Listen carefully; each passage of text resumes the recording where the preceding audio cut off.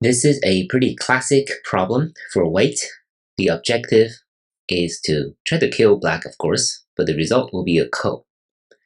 Black's shape seems very, very solid, so conventional moves will not work. If you try something like this, of course you're hoping for the cut here in number 3, but black will not give it to white, and black won't be able to live like this.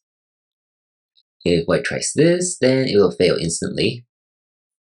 If white tries something like this on the outside, this just also won't work because black's eye space is just too big. What about bending here? Black can play here at number 2, and already there's no way white can do anything. So the correct move is right here. So really neat move. First of all, if black plays here, now white has this double atari, and white will succeed. If black connects, now white can escape here, threatening to capture these 4 stones, like this. But if black captures, white can pull back, and all of a sudden, black does not have enough eye space. And of course, this is not going to be a real eye, so black will die this way. The only viable move left for black is right here.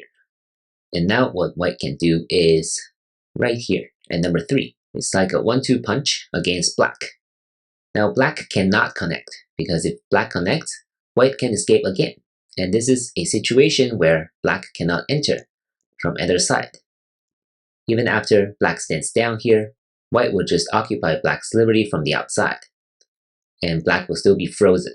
So eventually these 5 stones will be captured first, and the rest of these stones will die as well. So that is why it is up to black to make a ko right here.